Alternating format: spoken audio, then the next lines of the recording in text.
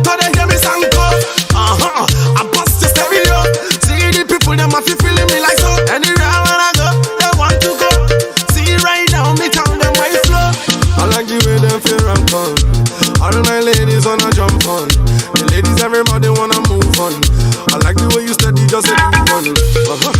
Girls, them me wine on. All my homies, them a jump on. The girls, everybody, them a twist on. Everybody down, see. I like the way them they booty down. I like the way them they twist it down. Me, I like the way girls them wind me down. Me, I love them. Me, I love them. I like the way them they jump around. Me, I like the way them they twist it down. Me, I like the way girls them wind me down. I say me, I love them. Me, I love them. Love me, need me. All my ladies, everybody them want me. The sexy body girls them with me. She say love me, she love me. She want me, yeah she want me. All my pum pum, everybody love me. Sexy body girls like Sanko. See the girl them hear me Sanko. People them a feel me from the Sanko. He don't care when I done they go. See the girl them a want to they hear me Sanko. I bust the stereo. See the people them a feel feeling me like so. Anywhere when I go, you ever ready now?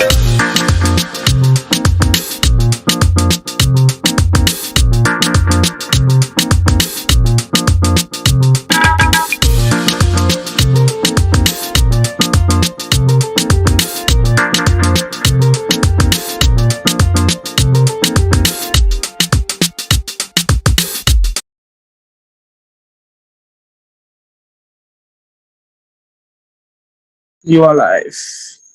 Hi, good evening, everyone. Thank you for joining the Students and Professional Organization of Trinidad and Tobago as we talk about quiet quitting.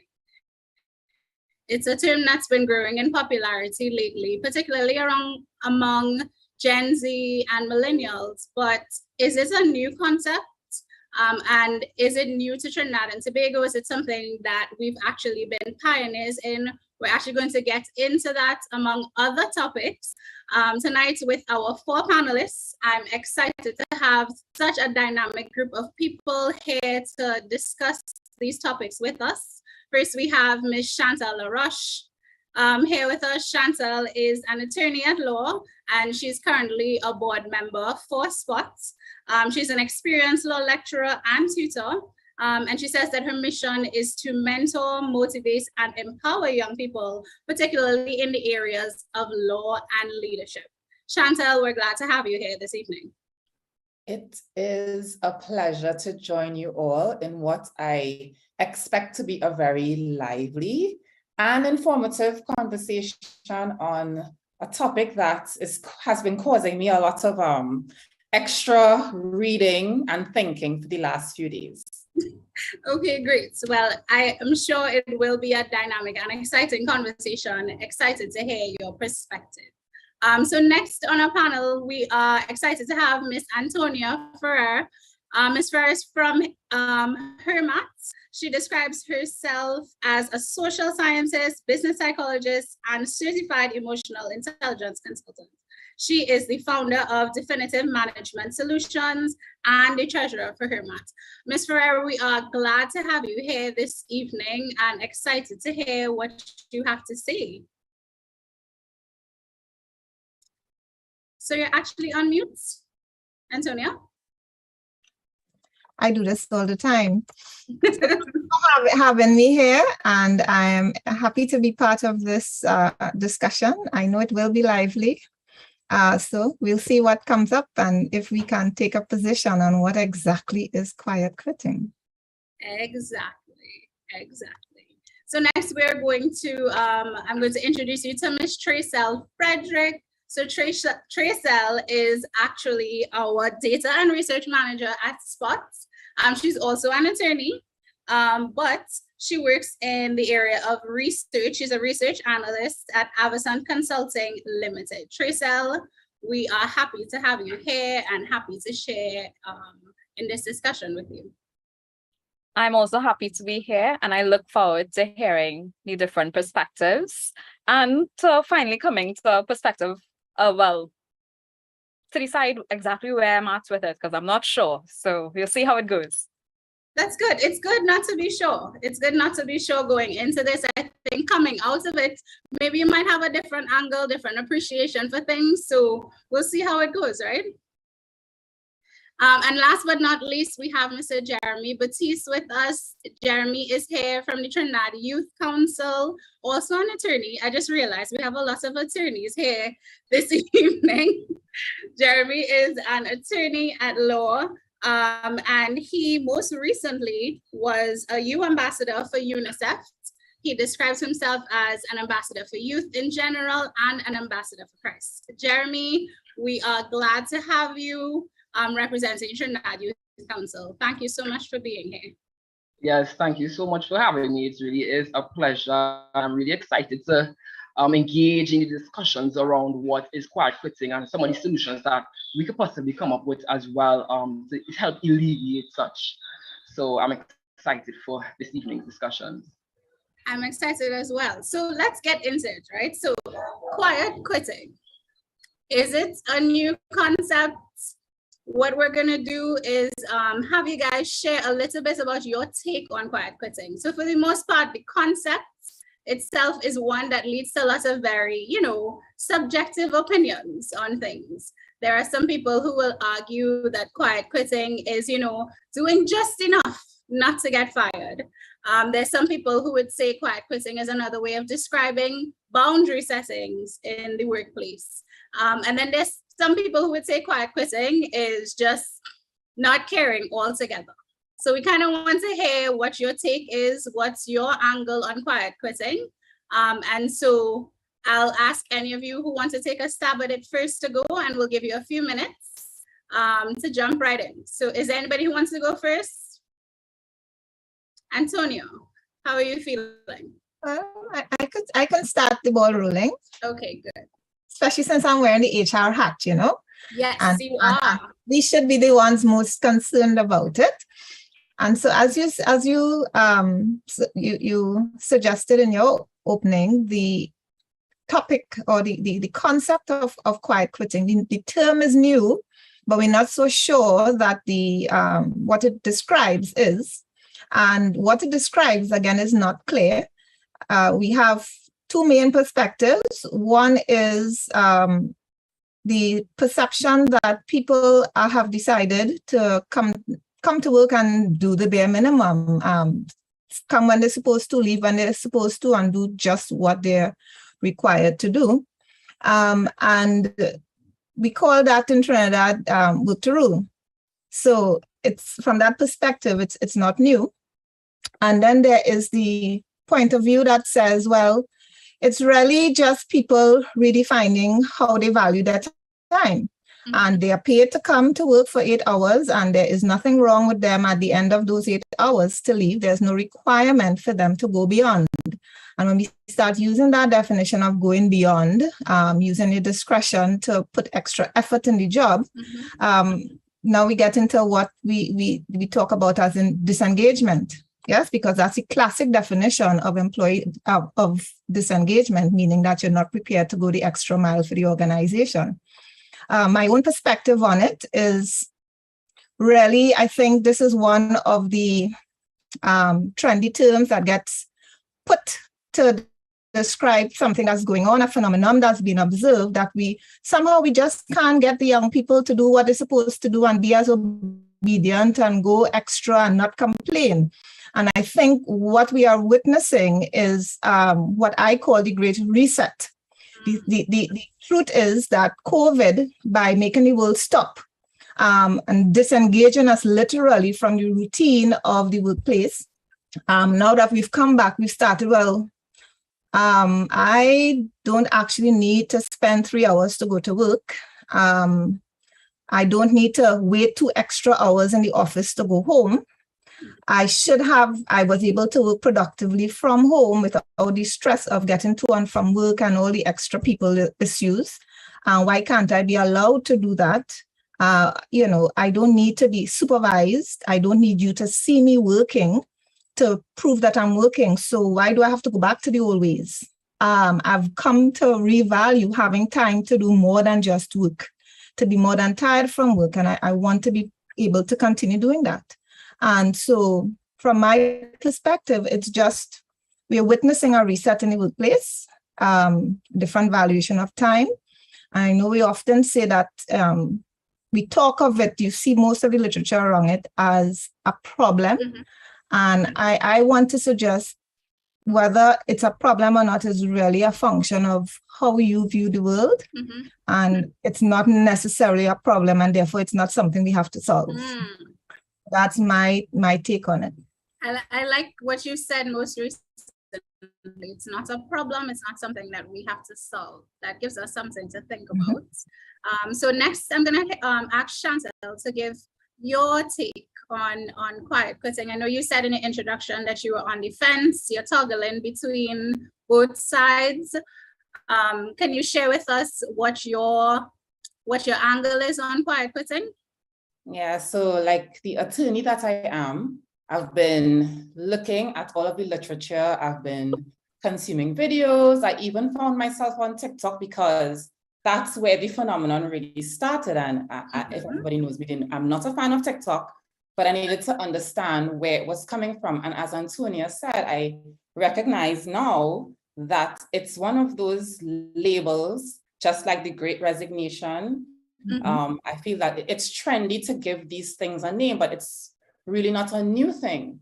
My concern is that what it's being defined as, which is what I've heard the most, doing the bare minimum or doing just enough to keep a job, or doing just what's on your job description, versus what's being described by the mouthpieces, which is setting boundaries, not allowing work to take over your life or be the be all and end all of your life, or redefining success or redefining a work-life balance, which if you listen to those two things, they're really not the same. And so I'm wondering if we even understand which is it that we are describing. And if it is about establishing healthy boundaries and redefining what work looks like to you, then I'm all for that. But if it is doing the bare minimum, just escaping right below, I have a challenge with that. And I have a challenge because then you have to reevaluate whether is it about you or is it the work environment that you're in that's making you unhappy? Or as Antonia said, are you disengaged from your job? Are you in a toxic work environment? And if so, are you planning to sit there for 4 or 5, 6 years, being disengaged, being unhappy, feeling like if you could only do just what they're asking you to do? And if that's so, then I want to suggest that you really should be quiet quitting with an escape route or an exit plan. It can't be that you plan to sit and be disengaged and be unhappy in a job for more than a year or 2 years, or without a plan to move on to something that engages you, or move on to something that defines or redefines success for you. Because, you know, what's the point? Then you yourself are suffering. You're not doing your employer anything. The employer is getting from you what they're paying you for, sure. But you're now going to be hurting, I think, your approach to your career, and maybe your approach to how you see life. Are you just going to be coast? I saw one place said it's quietly coasting along. Are you going to just coast along through everything in life? And I think people who subscribe to it really have to analyze and think, which one is it that I'm trying to achieve? Am I just doing as little as possible? Or is it that I am redefining what I want? Am I establishing that, I can get my job done quickly and efficiently in the time allotted, you know, because I feel like there is a big difference between those two things. Thank you so much for sharing that, Chantal. And then your last point, you said that people really need to analyze exactly where they stand in terms of things. So we're actually going to go to the data analyst in the group to get her perspective. Tracel, I know you work in the field of research and data, so tell us from your experience, not only your angle on quiet quitting, but to your knowledge, is the data there to back up this trend? Just give us some insight on that. Well, interestingly enough, it's quite hard to quantify quiet quitting. How do you actually quantify and measure quiet quitting? Because if an employee is doing exactly what they're supposed to do, how do you quantify that? So it's very hard in terms of research to actually have figures on that. But a recent research by Gallup, what they did, they used engagement levels and linked that to quiet quitting. And what they are saying is that globally, 85% of employees could be quiet quitting. So it's not defined. It's not this thing that we know that, okay, there are a group of people who are definitely doing it. In the US, the percentages are a bit lower. It's 67% could be quiet quitting. So when we look at engagement levels, globally, it's 15% engaged. In the US, it's 33%. Western Europe is even lower, it's 10%, and in the UK is 8%. So when we are looking at, based on this, we are more looking at engagement levels of employees. So how much they do outside of what they're required to do. That is where the quiet quitting statistics are coming from. And when you start having those high percentages, well, low percentages in an engagement level, you have to try and understand why would employees want to engage less? And some of those things, might be work culture. If you have a toxic work environment, you may not want to do team building. You may not want to give extra. You may not want to promote your company. So those engagement levels be low. If there's a low employee benefits package, you may not be like, you know what, you're not giving me anything, so I'm not going to give you anything more. So you'll find engagement levels low. Also, as our other panelists would have said, Antonio and Chantal, the work-life balance. If people want to just have that balance, they wouldn't want to do anything extra. So based on that, it's more about where the data is sitting right now. It's more about engagement levels within the company. Yes, thanks, Tracel, for giving us the data there on engagements and disengagements. I think it's helpful to provide some context to the conversation, not just on opinions, but what are the facts actually saying about this topic. So we're moving next to Mr. Batiste, who is representing the Trinidad Youth Council. We'd love to hear your perspective on quiet quitting. Is this something that you've noticed among your peers? Is it something that you're talking about? What do you have to say on this area? I think that it has been a topic that has been discussed among my peers, just it has not been labeled. So I wanted to look at quiet quitting from the barest of its meaning in terms of having employees not engage on a level beyond their job description, beyond what they're accustomed to. And when I understood it and when I did my research and looked at it from an objective standpoint, I think we really have to ask ourselves, is it a leadership issue? Is it that the employer isn't being or inspiring its workers to really want to do more? And I think in a lot of work environments, whether it be public or whether it be private, we have leadership that isn't really where it's supposed to be in terms of inspiring and caring for its employees. Because I think we're on the notion of let us fulfill our needs for our customers, but let us not pay too much of attention to our employees because we are paying for them to do a service, so we're doing for a job. So an employee or a staff member or a team member per se does not feel appreciated, then they are going to be like, okay, well, this organization clearly does not care about me, so therefore let me operate in the sense of I just need to do enough to pay my bills and work on whatever I need to work on. Let me work on a side hustle. Let me work on something else. But in doing that now, in saying, well, I just using the money from this work to work on my side hustle or work on my, let's say the side hustle, let's work on a side hustle. You want that side hustle to really expand into something bigger than that. And you're going to have employees and you're going to deal with the same issue as to why are my employees feeling, why are my employees just doing the bare minimum? And I think we have to sit back and ask themselves, like, you were doing that in your job as well. So I think we need to have a clearer understanding of how leadership impacts quiet quitting in that sense, and really take it from a view of bettering us in that capacity.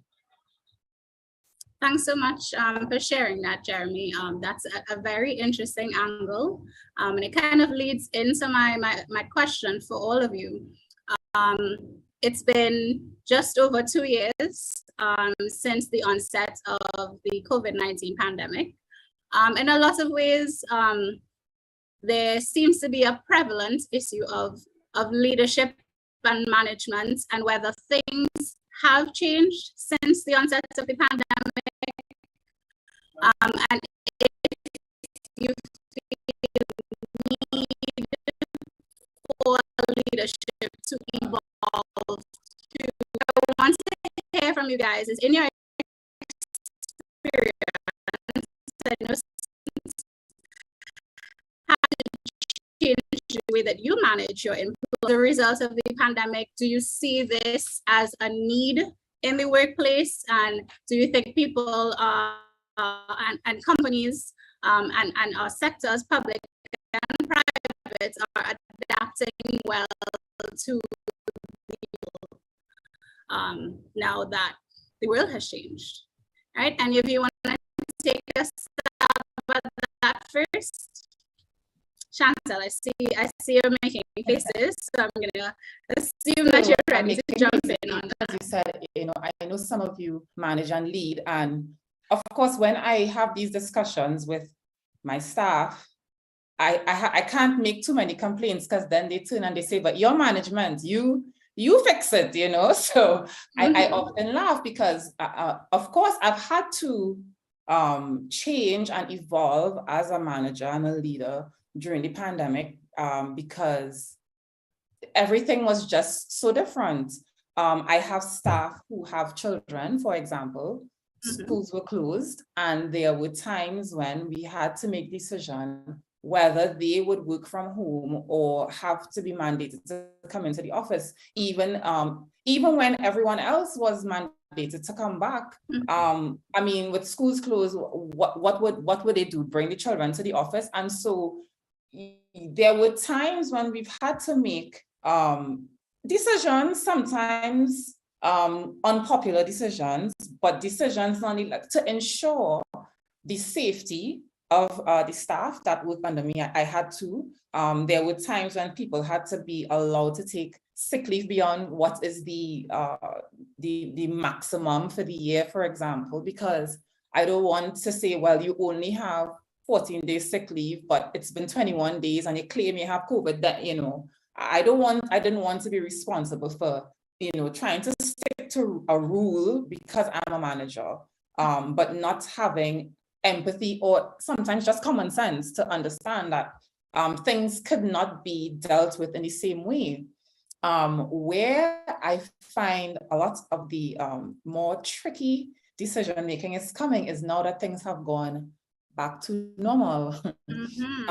And it's almost as if we've, to an extent in Trinidad and Tobago particularly, flipped the switch and we expect things to go exactly to how they were in February of 2020. And regrettably, that time is not coming back. That time is gone. And if we try to go back to where we were by mandating all staff to have to come every single day, 8 to 4, we are going to continue, in my opinion, to see that quiet quitting trend growing, particularly among staff who are of a particular age or for whom the last 2 years would have changed their perspective in terms of how they balance work and their family lives. I'm seeing it especially in staff who have children and who would have spent that time at home with their children for 2 years. They want to be home earlier. They want to be home for important events. And so we have to, as managers, leaders, employers, find ways to balance between getting what you want out of your staff, certainly, but ensuring that you create an environment where the staff also feel like they are allowed to stay home with an ill child or we've had people with ill parents, ill spouses. What do you say? Well, you have to come into the office because I said so. And so I certainly have experienced having to make decisions, sometimes unpopular. Sometimes I had to quietly make the decision to say, you can't come into the office now.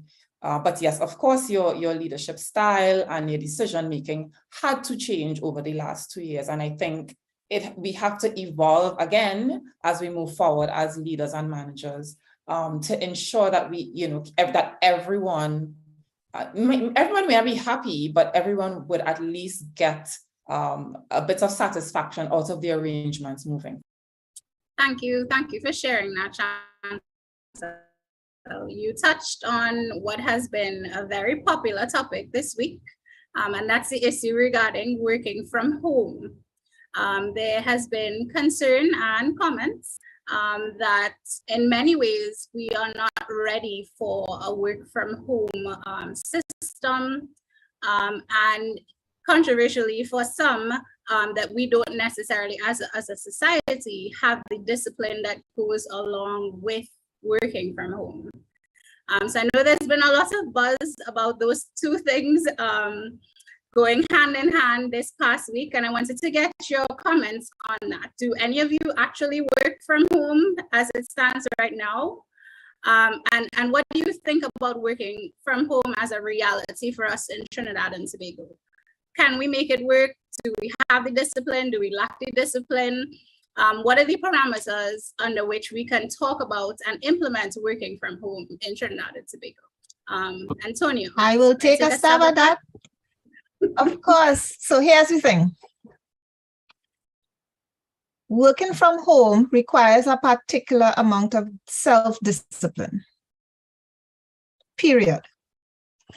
And doesn't matter what sector you're working in.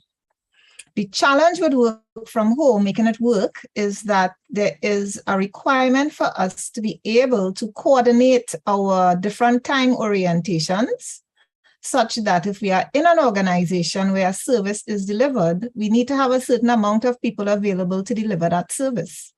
So for some organizations, work from home is very, very problematic, where there is a norm around when services can be accessed. And so typically people want to access services when they've already left home.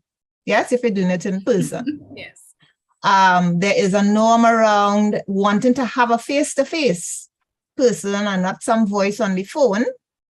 And so between those two, when you try to organize yourself, now you get into, well, okay, is this a front-facing job that is part of my customer service delivery that requires them to be available between X time, and therefore can I give these people the leeway to work however they want? Because the reality is work from home means work however you want, right? I don't need to sit down in front of my computer from 8 to 4 to deliver a report, because the report actually takes me an hour and the rest of the day is running down people for the data. Now, if I run down with people for the data sometime during the night or whenever they feel like it, and I could get up 2 o'clock in the morning and do it, it means 8 to 4. I don't need to be in front of the computer because I did the report 2 o'clock in the morning. You don't need to know that. Right? Yes. But if the other part of my job requires me to be available to talk to people, it becomes problematic, because now I am hamstrung sitting in front of this computer 8 to 4 with nothing productive to do. I get distracted and the quality of service drops. Then you have the problem of, well, some jobs are front facing and some are not. And so now you have internally a sense of inequity building up because, well, this person gets to stay home because that's how we see it, right? This person gets to stay home and see about the children, and I have to be hustling in the traffic and dropping off children and making arrangements because I have to be in the office because I'm a security guard or I am a bank teller, and them IT people and them finance people getting to stay home and do what they want. It's not fair. So you have that adds to that sense of inequity that drives the disengagement and the motivation. Yeah. So how do we find the balance is really the problem that we have to solve. And if there is an acceptance that some jobs cannot be done as work from home because it does require physical presence between certain times, then is there a way that we can bring some balance? Yes. If the job requires a certain amount of interface and collaboration with other members of the team, so it's not just you could get data whenever and put a report together, but you actually need to sit down and problem solve with other members of the team, then there's also going to have to be an agreement that we can meet at certain times and make that happen. And so when we get into the issue of infrastructure, are we using the technology that facilitates connectivity well? Right? And that also brings into the other issue now. There are some sectors where the data itself is sensitive. You're dealing with people's bank information, the personal information, yes, trade secrets. And so now you have to look at IT governance and security controls because you don't want yourself hijacked like TSTT. You don't want to have the people data spread all over the place like we had with Aeropost, right? And these are risks that happen. So even when we had work from home, the people in the bank would tell you they weren't allowed to work from home in certain jobs. They had to come to the office. Okay. So it's really going to be us looking for a hybrid between what we would have called flex hours, virtual work, remote work, and more importantly, just looking at what we define as a work day. Because I think that is something that is missed. It all comes down to how we value and define time, right? Yeah. And what we do in those hours. And time value has always been linked to technology. Yeah? If you go back into the industrial age and whatnot, we went from, horsepower and coal and whatnot, and we get into automation, electronics, digitization. Yeah. And so work is perceived as getting faster, and therefore we expect not just to work faster, but to do more. But sometimes more is not physically possible from us. Yeah.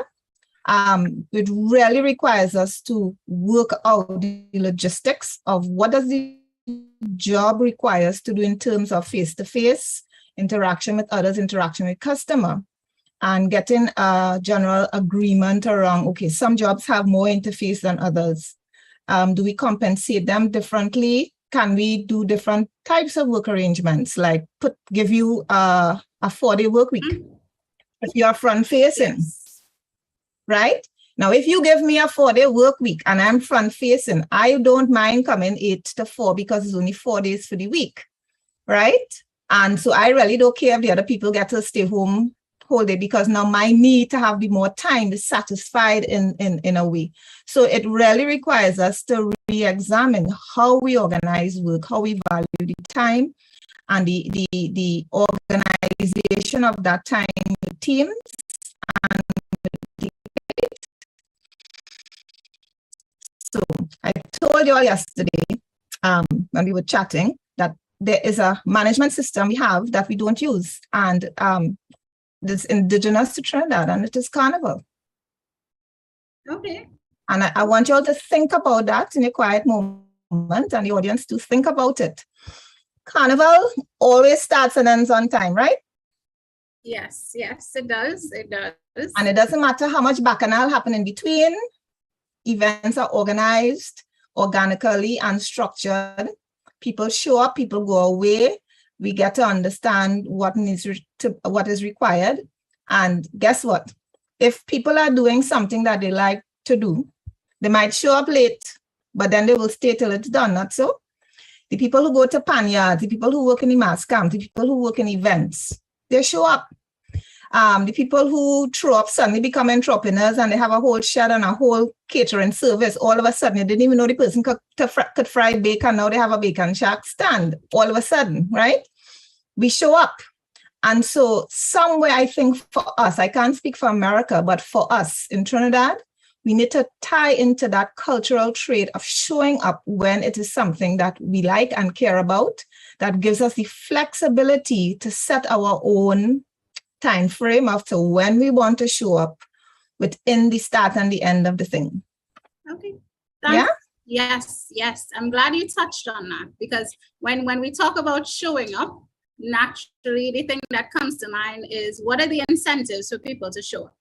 Are people getting enough incentives to go above and beyond what we're seeing in relation to engagement and disengagement?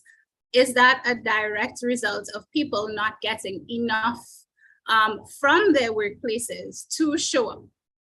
So I wanted to get your take, Tracel, on where you think that may fall in relation to this topic. So what I've found is that I have had the experience of working both in the public service and in the private service.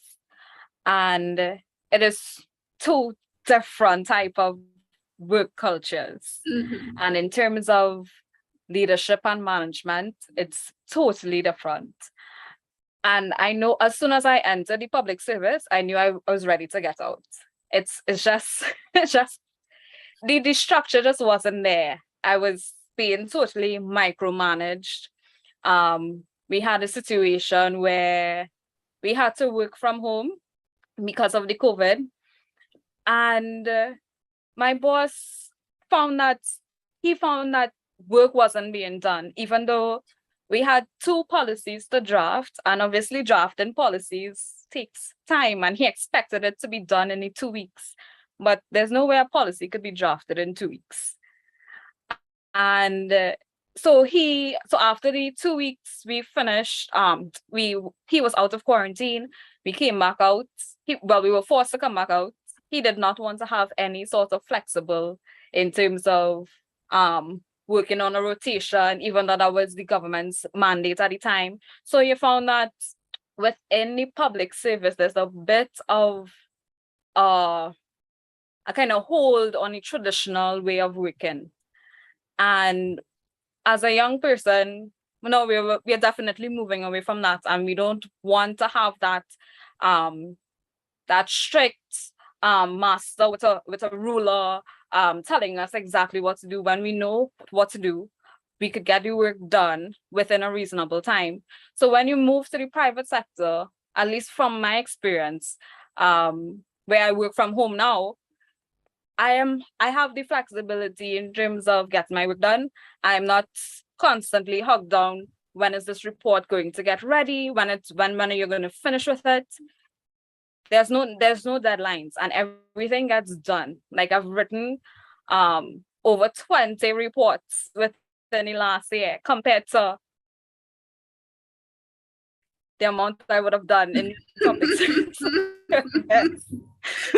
So it shows you the difference where with the type of leadership and management, how much more work can be done. In terms of with the hybrid work in Trinidad, general for the public service, I think we really need to look at our cybersecurity posture. I think once we could solve that, once we develop that national cybersecurity framework, then the digital transformation, the hybrid work could happen. But without that basis, we're not ready yet. Thank you for that perspective, Tracel. I think your insight, having worked both in the public and private sector, speaks to an experience that a lot of people have as their lived experience as well. It's a stark contrast sometimes when you think about like leadership and management style. I think the public sector has been known for having a more traditional approach to leadership and management. But I think increasingly when we talk to young younger people, the consensus is that's not working for them. It's not working for us. We want something different. And so we're going to ask Jeremy to get his take on what do you think will work? Like as a young leader, a young attorney, tell us what you think management and leadership should really look like to reflect the realities of today as it pertains to work. I think the leadership should look like appreciation of its staff. I think we need to really take an angle of understanding our people first before we try to cater to everyone else.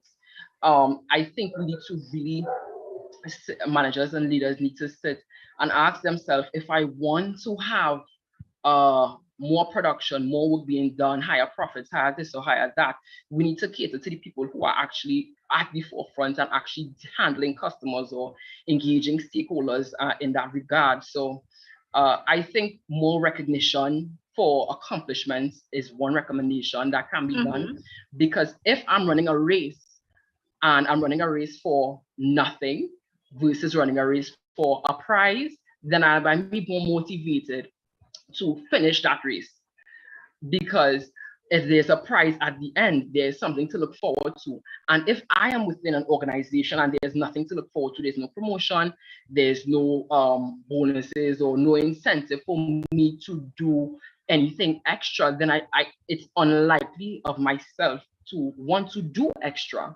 So I think we need, one of the major things we need to do is focus on how we recognize people for their accomplishments and the service they would have done or they would have given to an organization. And it all ties back into the leader as well. Another area that can be helpful as well is to inspire and lead from the front of the organization as being the leader. When an organization is formed, there are certain visions, there are principles, core values, and mission statements as well. And the person who's supposed to employ or embody those values would be the head of the organization. And if the employee is not seeing the head of the organization really embodying those, then why should I embody those values as well, right? So I think those are two key areas I believe management could work on, or leadership, or those who in leadership capacities could work on in terms of inspiring and motivating the members within their teams to do better and want to do better as well. Thanks for sharing that, Jeremy. So hearing you talk, I immediately thought of Antonio from like an HR perspective. What does it look like when we have to incentivize people in the workplace? And what does it mean to give more frequent, acknowledgements and recommendations to employees? Does it look like more meetings? Should we be having internal awards for people?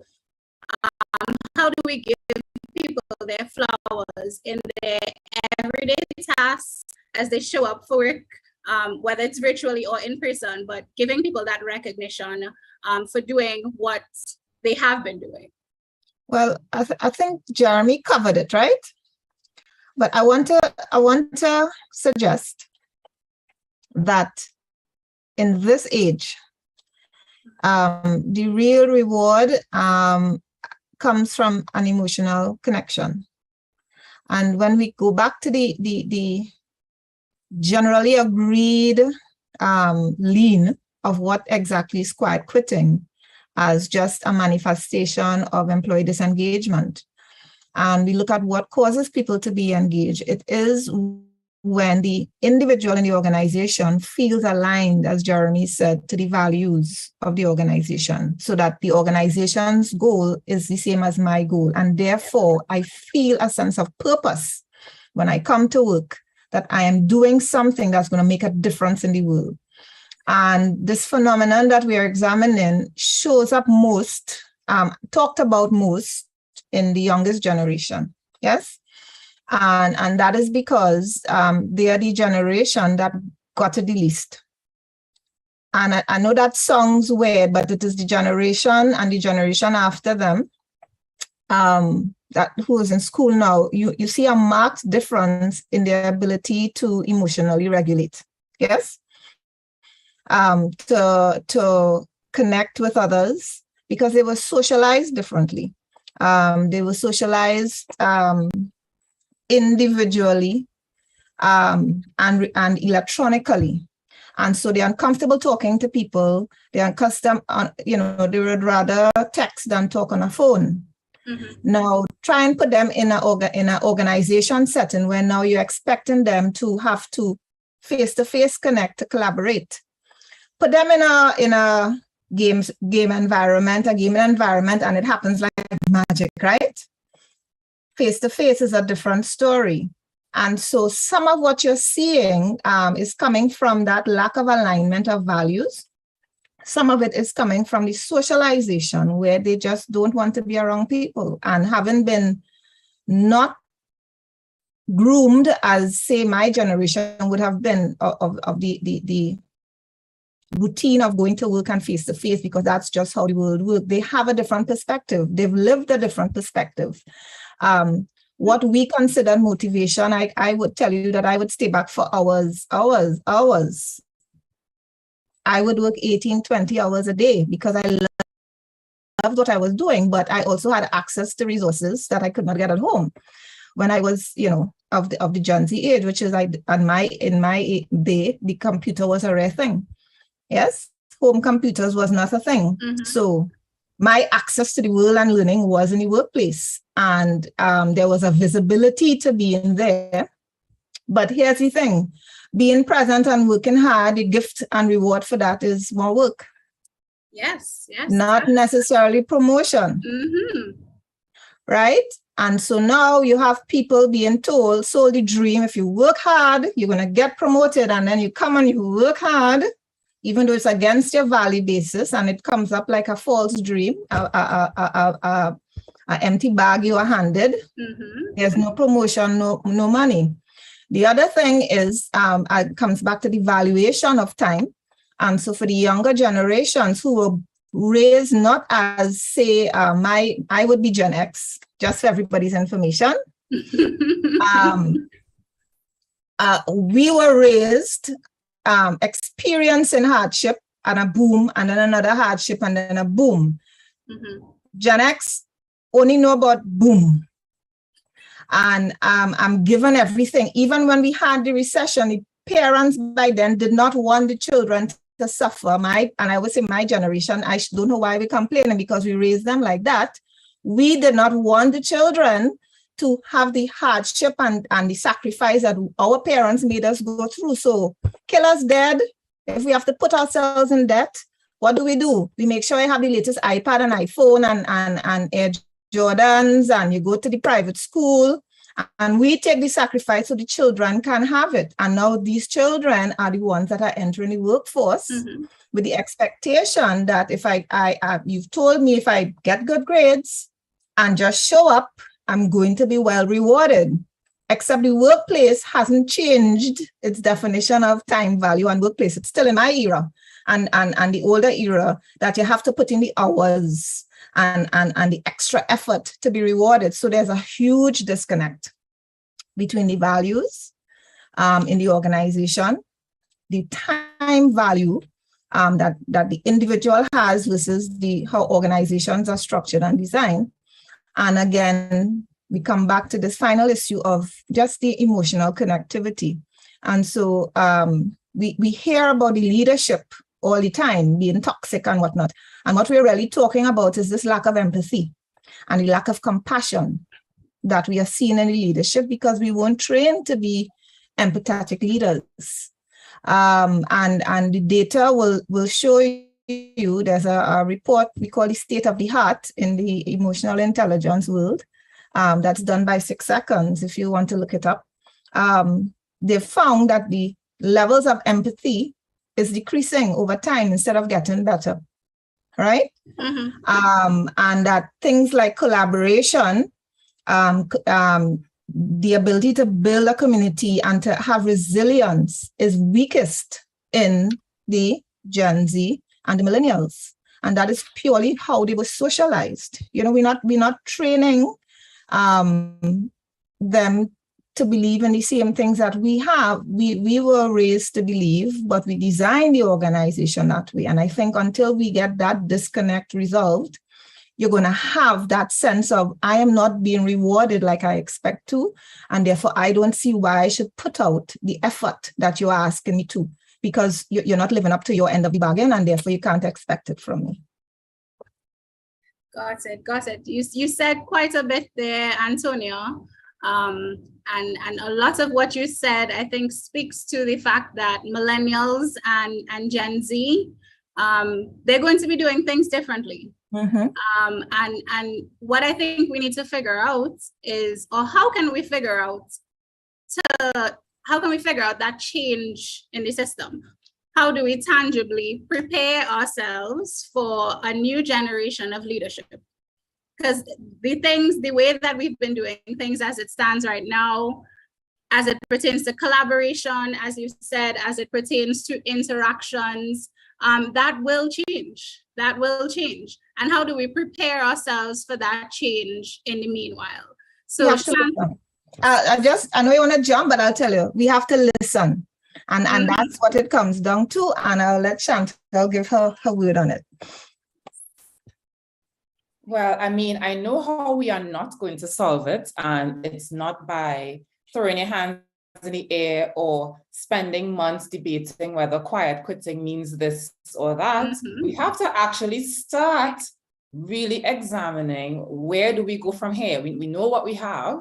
We have a disengaged, what sometimes my colleagues and I call an entitled generation. And I listen to Antonia, and it's almost like Antonia is spying on me every day, because that's exactly the experience that I'm having.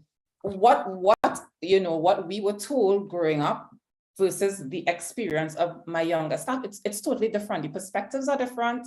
And the entitlement is there. They expect to get jobs once they finish with school. They expect to be paid a particular way once they get into the workplace. They expect to climb with little effort and no long hours and all of that. So, sitting and saying whether quiet quitting means bare minimum versus whether it means work-life balance is all good. But, we have to at some point sit with all of the data that we have, all of the experiences that people are sharing, all of the, even the unpopular statements that are made, whether they're true, not true, whether you believe them to be true or not. We have to sit and we have to decide, how are we going to move forward? Otherwise, we're going to be stuck on that hamster wheel of lack of productive staff, disengaged young people, toxic work environments and bosses, and we are going to lose talent. I listened to Tracer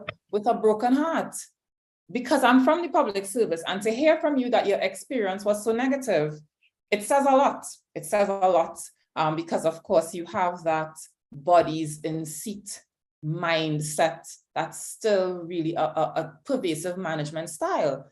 And that's going to cause us to lose talented young people like Tracel and Jeremy to the private sector. And so, how do we improve public service delivery if we aren't finding ways to keep talent?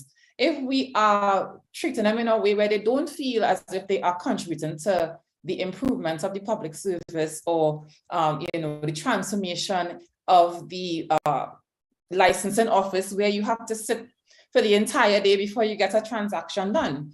And so if we don't sit and really look at ourselves and how we have, after 2 years, what have we learned and how are we going to use that experience to help us to move forward?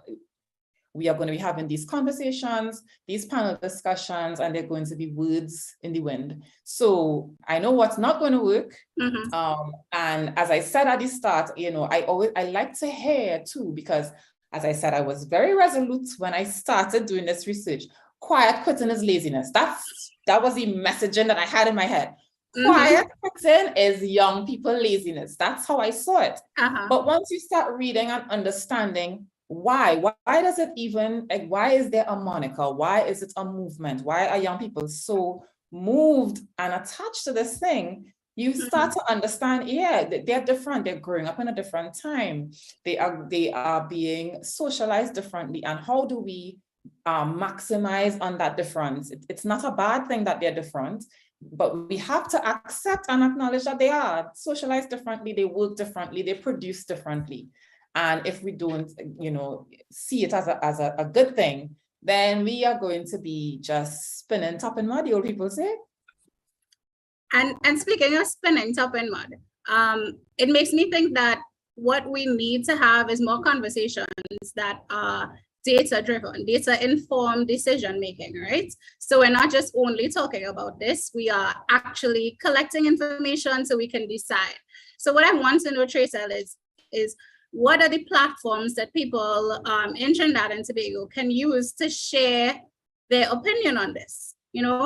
When we say, okay, we have 600,000 people who feel disengaged, what does that actually mean?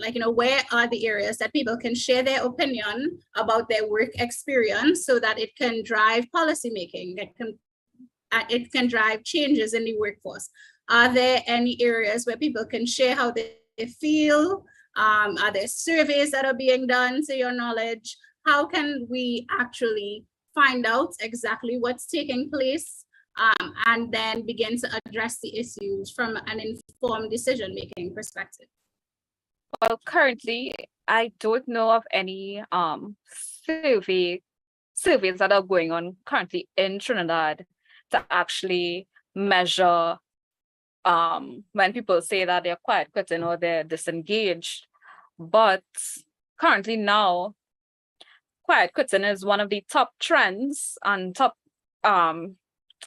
most hashtagged slang that's being used on LinkedIn, and right now it has 461 followers. Same thing as we would see it on TikTok, we'll see it on Twitter. So, but the thing is, we need to find those organizations, maybe Avasan could do it, to actually collect, to collect the data so we could actually have data within a Trinidadian context to actually to draft the policies and to come up with the solutions to employee disengagement. And the thing is, based on the surveys done abroad, it is noted that I think Gallup did an 11-year evaluation of how people perceive corporate cultures, and those companies with a great corporate culture, so you have great leadership, you have a lot of employee engagement, the leadership is all around, it's holistic, and there's high levels of customer and employee appreciation. Their revenue tends to be 682% higher. Wow. 682% Wow. profits compared to other organizations who have just poor workplace cultures, and their revenue is 166%. So when you measure the percentage of revenue based on how you treat your employees, how your leadership style, it would make sense for a company to implement ways to engage employees, because it will be much more profitable and it will be better for both sides, both the employee and the employer. So in Trinidad, we just need to, I'll put the plug for Avasan, so definitely get that data first. Yeah, so we need to get the data. We definitely need to get the data. So as you guys know, we have viewers both on Facebook and on YouTube, and they've been engaging behind the scenes as we've been talking. So I just wanted to take the opportunity to read some questions that we've gotten, and any of you can take a stab at it. The first one says, do you think that one of the primary sources of the problem is that people consider the public sector as the primary source of our economy in the country, despite the fact that it doesn't generate any profit? So that's an interesting question. I'm not sure who would like to take a stab at it. Anybody? Sorry, repeat the question. It says, do you think that one of the primary sources of the problem is that people consider the public sector, the public service, sorry, as the primary source of the economy in the country, despite it not generating any profits? Now, the last part of it not generating any profits, I think we can probably leave that part of it and mostly address the primary source of the problem is the public sector as the primary source of the economy. The reality is that the government is the largest employer in the country, both for public and private. I need you all to understand that part. A lot of sectors depend on the government having mega projects. Yes. All those giant buildings we have employ a whole lot of people in maintenance services, for example, transport and logistics and whatnot. So, you know, there is a ongoing issue. We shut down the government and send them all the public service. You shrink the size of the public service, there is going to be a detrimental impact on the economic levers as we know it. Yeah.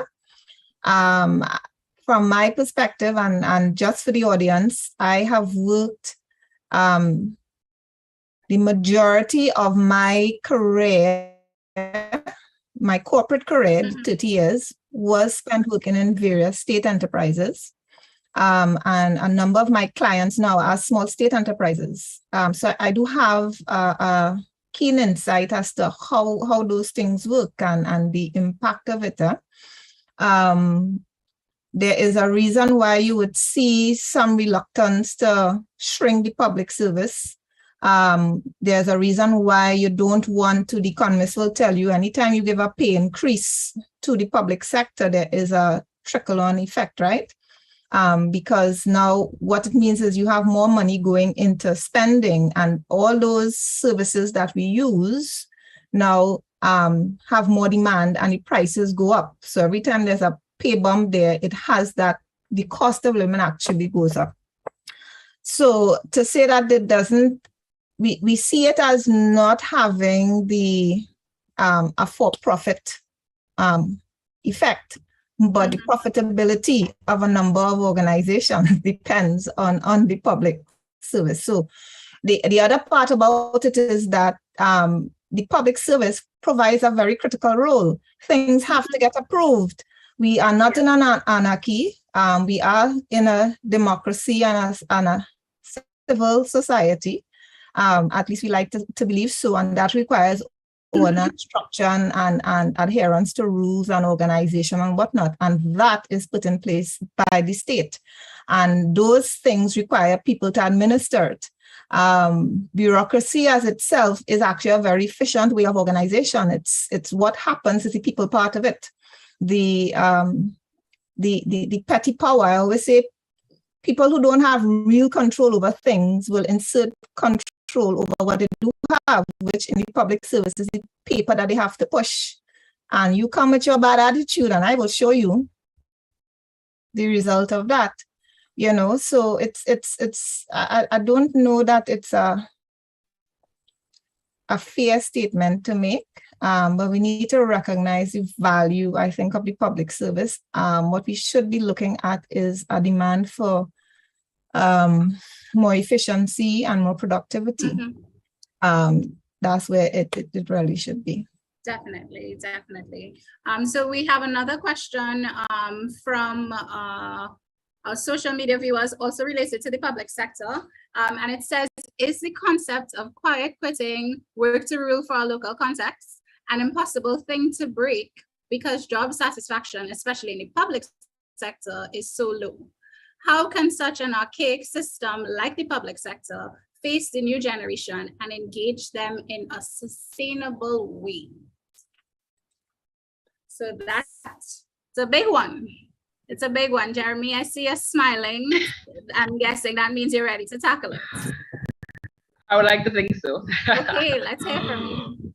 Well, I think that an approach we can do is holding ourselves accountable from the top down.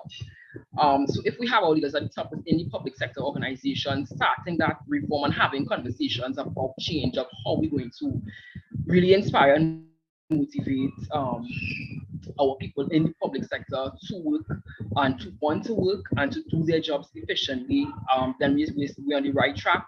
But also in that regard, we have gotten so the public service. I haven't worked in public service for majority of my working career, I guess. Tackling the people who work in the public sector would be a challenge in terms of how do I motivate people who actually want to do, just what I'm within my job description. How do I motivate them and have the shift now to go above and beyond in their roles? So I think in terms of, I think it's really starts at holding ourselves accountable, leaders holding themselves accountable, and at the same time putting strategic measures in place as to how we're dealing with staff who don't want to work or who are not inspired by the work that they do. For example, I was a clerk one before, and I was not inspired to stay in that position. So in a sense, I would have probably been quacking because I just wanted to, get my work done, work from 8 to 4, and leave and go on my other interests as well. But looking back on it, I really had to excel in my role if I want to be considered a good employee. So I really think possibly workshops could be employed for a lot of the public sector to really encourage them and show them the benefits of going above and beyond in a role, and at the same time having an institution or the structure or the organization actually recognize them for going above and beyond. So I think that's where my mindset is right now in terms of how we could engage in such change within the public sector. Thank you for that, Jeremy. Here you mentioned the workshops kind of channeled my thoughts to what are the tangibles, like what is the way forward, what's the roadmap. So I'm going to ask you guys to give us your final thoughts on the topic, and if you could include for us 1 or 2 things that you think will tangibly help us move forward as we continue to discuss things relating to quiet quitting, as we continue to talk about work to rule, as we continue to talk about work-life balance, working from home, hybrid work, even the possibility of the retirement age increasing. That's something that came up this week for us as a country as well. But as we think and talk through all those things, just wanted to get your final thoughts as we talk about approaches to work in Trinidad and Tobago and the way forward. Give us your recommendations. So Tracel, I'm going to ask you to go first. And I'll give you guys 2 minutes each. So I think we just need a very a cultural change within the workplace. So probably a retraining or upskilling of our workers to actually get them to understand the value of their work, how their work pertains to the bigger picture.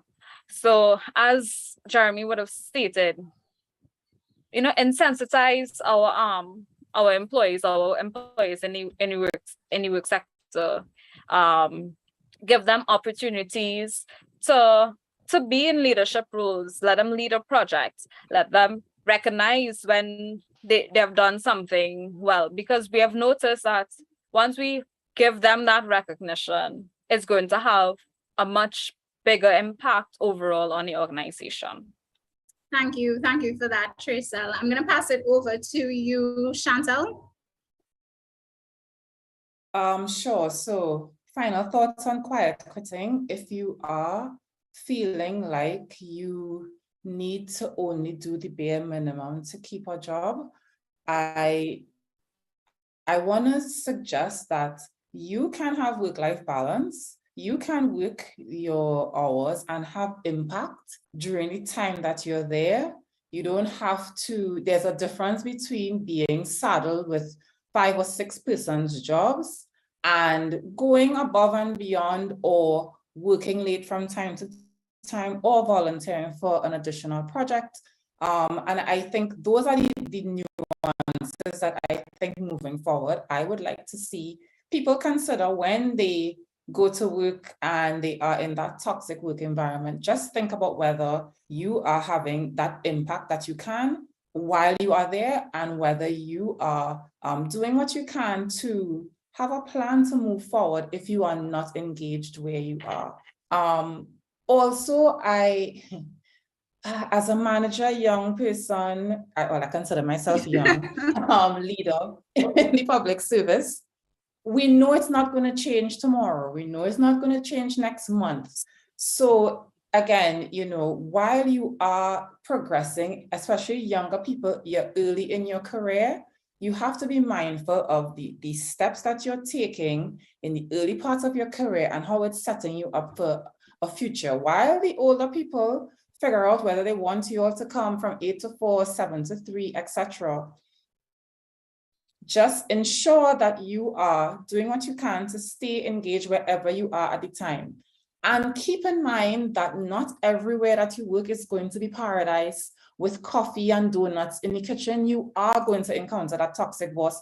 Even in the private sector, you are going to encounter that hovering person, even if you're working from home. So you also have to get those skills to deal with what you're going to be faced with from time to time, exactly what is causing quiet quitting. So don't think that by running from one job to another, you're not going to face the same difficulties all over. You have to also find ways to cope with challenges that are going to come throughout your career, whatever path that may be. So I think those are my final thoughts. Quiet quitting is not necessarily laziness.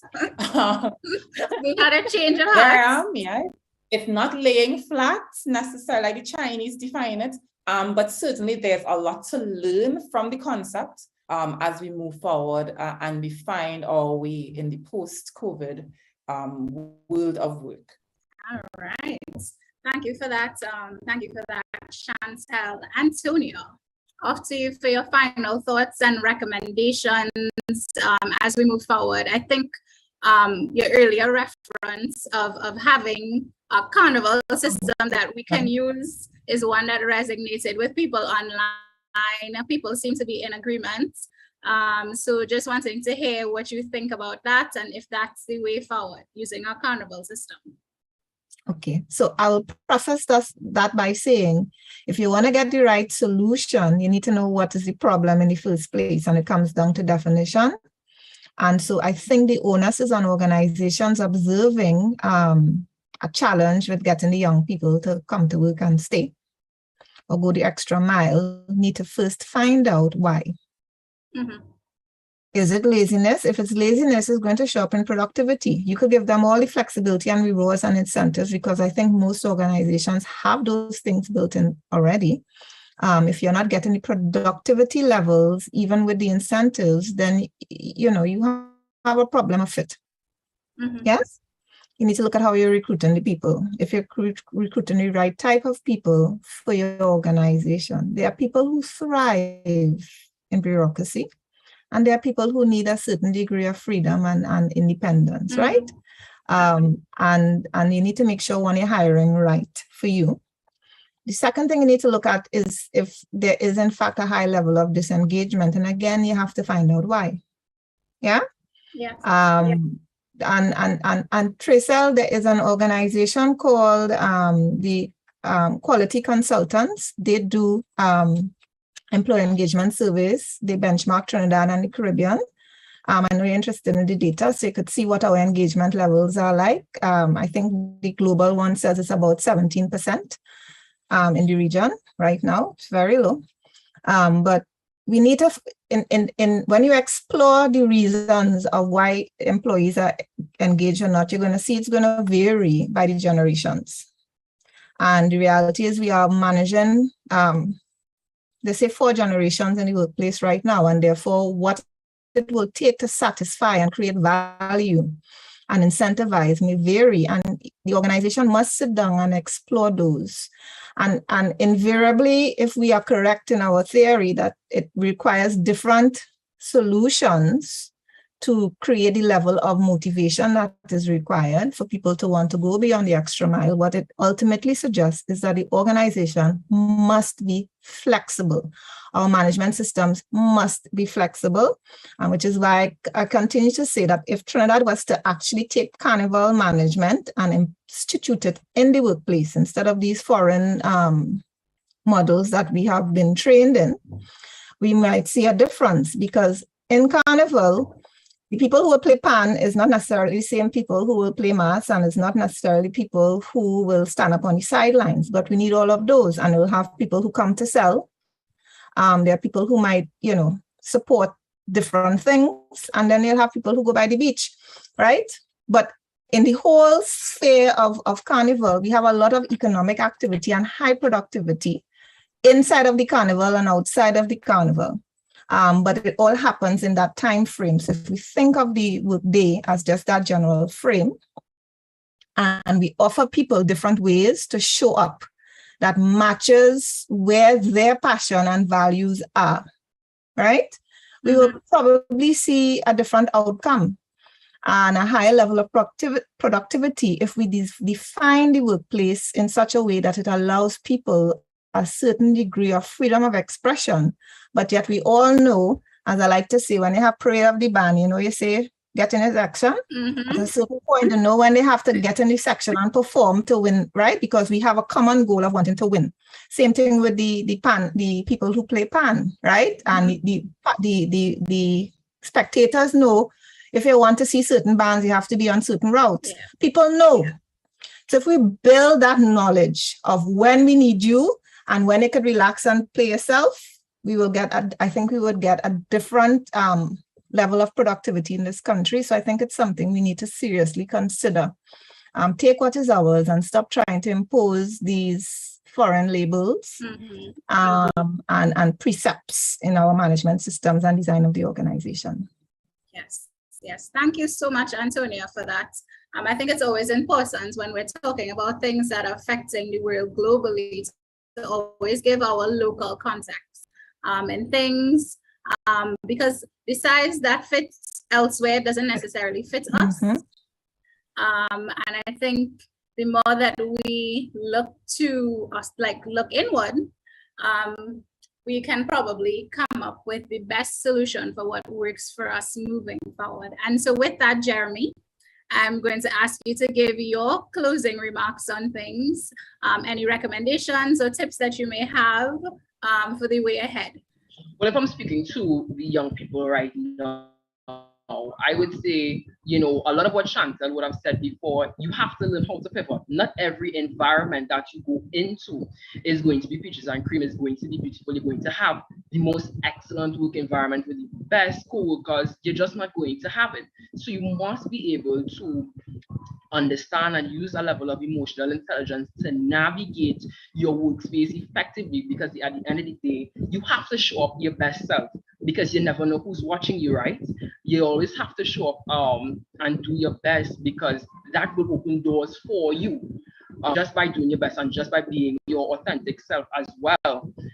If I am speaking to right now the employers, the managers, the leaders of the organizations, I would tell them to appreciate their staff more. Nobody cares about what you want until they can know that you actually appreciate them and that you actually like them. People want to know how much appreciation you have for them for the work that they have been doing. So I think that's one tip I would leave for the managers and the leaders of the organization as well. You have to be able to effectively choose your people wisely.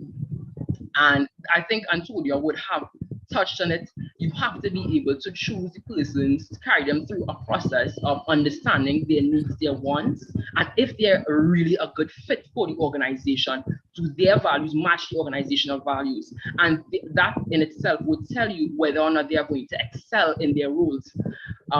In addition to that, one last thing I would say would probably be for management to actually, if, for example, if an employee gets through the process and they do not feel motivated to do what their job specifications are, and you're seeing it reflective in the lack of productivity, I think we would have to do a really assessment to guide them through if this is what they want, and not just be a hard and fast approach. You know, if you don't do this, you're going to get fired, but more of a compassionate approach of understanding why the productivity levels are so low, why, or what is going on in your personal life that may be affecting your roles. I think those are some of the tips that I would leave here this evening. Thank you so much, Jeremy. So I think you brought up a lot of things that were raised by some of our other panelists, but I just wanted to go through a few of them as we talk tangibles in the way ahead. We spoke about learning to pivot, the importance of analyzing where you are in terms of things, and figuring out if work to rule, if quiet quitting is something that you intend to do for the rest of it, or as Chantal said, if it leads to you actually quitting, you know, figuring out if the system is working for you or if it isn't, and creating a plan to help you move forward in the instances where it isn't. We also touched on the matters of analyzing. But before we can analyze data, we have to collect it. So I was glad to hear that Antonia mentioned quality consultants and the data that can be applicable to our region. Jeremy, you were saying something? You report as well. So maybe I should talk to my report coordinator and let her know to send out some surveys and polls so report could have that information as well. I love that plug as well. I love that plug.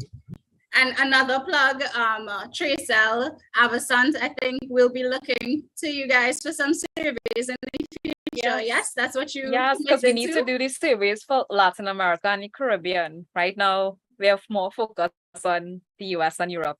So yes, Avasant Consultant will be on that as well. Great. And I think that really speaks to us making data-informed decisions for us, by us. And that really ties into what Antonia was saying about using approaches that we already have that are innate and intrinsic to us as a way forward. So the carnival model that she suggested, everybody gets in your section. How do we then, you know, put that into place in our public and private sectors? I hope that the next time that we meet will be because we are talking from a position of having the numbers, understanding the why behind people's decisions, and really charting the course forward in a way that is beneficial to all the parties involved, not just to us as individuals, but overall to the country as well. So I want to just thank all of you guys for this very interesting and dynamic discussion. I certainly had a lot of fun. I appreciate the perspectives that you guys each brought to the discussion. So thank you for being here. I also want to give a special thank you to Christian Badesi. He's been our man behind the scenes in a lot of ways, but he is here. Special shout out, he is our marketing and comms director on the SPOT team. So my name is Khadija Bishop. I am the vice president of SPOT, and it's been my pleasure to facilitate this discussion. I'm looking forward to the next discussion. You'll let me know what we're talking about next, okay? Have a good evening, everyone. Bye.